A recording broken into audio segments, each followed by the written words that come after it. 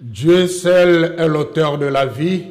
et lui seul a l'autorité légitime sur son commencement et sa fin. Genèse 1, 26, 27. Déclaration de la Conférence épiscopale nationale du Congo, CENCO, sur l'application de la peine de mort en RDC. Nous, cardinal, archevêque et évêque membres de la Conférence épiscopale nationale du Congo, en vertu de notre mission prophétique, rappelons qu'en date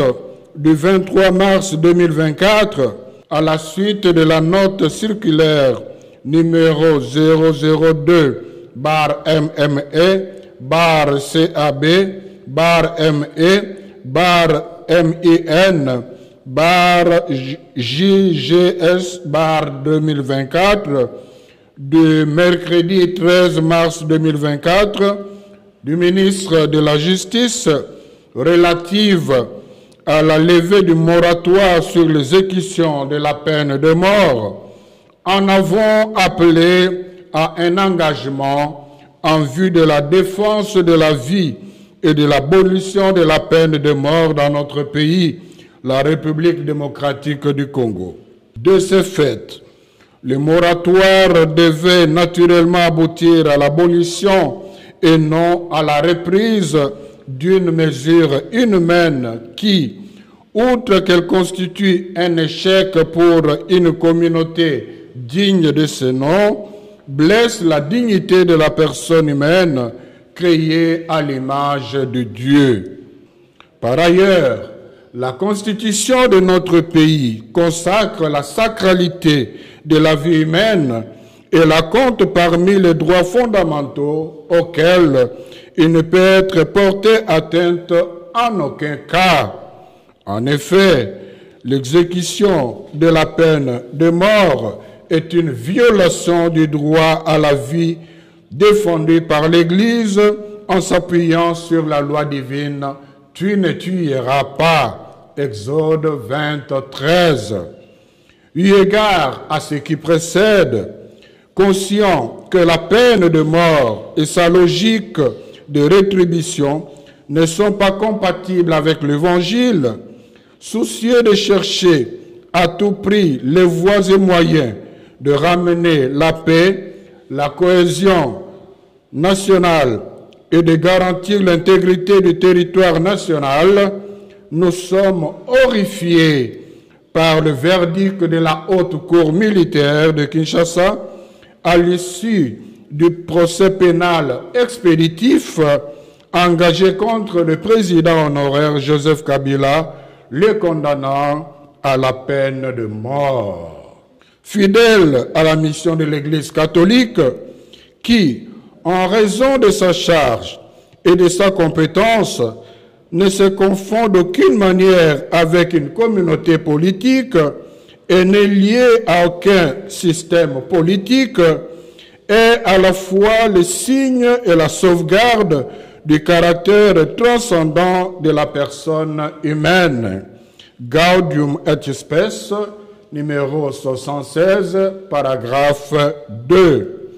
Considérant l'inquiétude suscitée par l'arrêt de la Cour militaire et l'impérieuse nécessité de renforcer la cohésion nationale, nous réitérons notre appel aux acteurs épris d'amour et de paix pour la RD Congo et impliqués dans la résolution de ces multiples crises à chercher des solutions politiques. Pour notre part, dans le contexte de guerre et d'insécurité que connaît notre pays, nous demeurons convaincus qu'un dialogue inclusif reste la voie la mieux indiquée,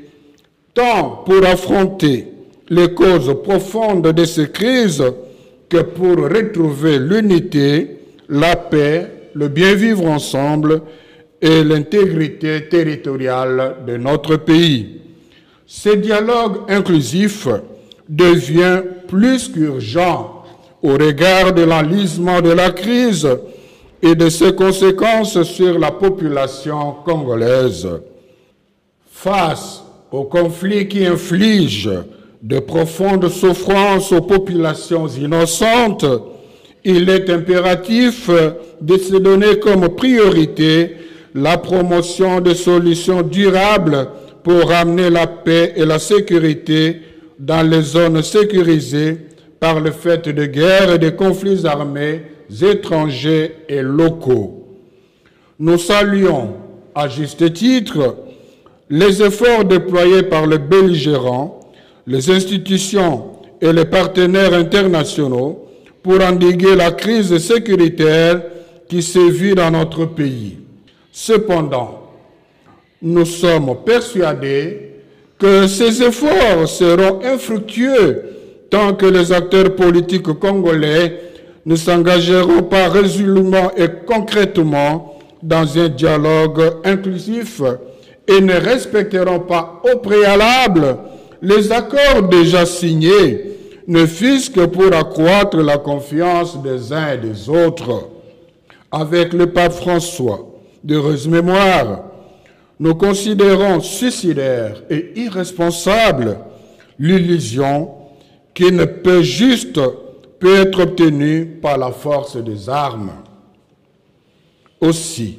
nous réitérons notre exhortation aux gouvernants de notre pays, à l'opposition armée et non armée, aux membres de la société civile et à tout le peuple congolais à s'engager fermement dans la lutte contre les différents facteurs qui alimentent les conflits et qui font le lit de la culture de la mort et du grand risque de la balkanisation de notre pays. Que la Vierge Marie, Notre-Dame du Congo, nous obtienne la miséricorde divine et la paix. Message approuvé par les évêques membres de la SYNCO, signé par son Excellence Monseigneur Fulgence Mouteba, archevêque de Lubumbashi, président de la SYNCO. Je vous remercie.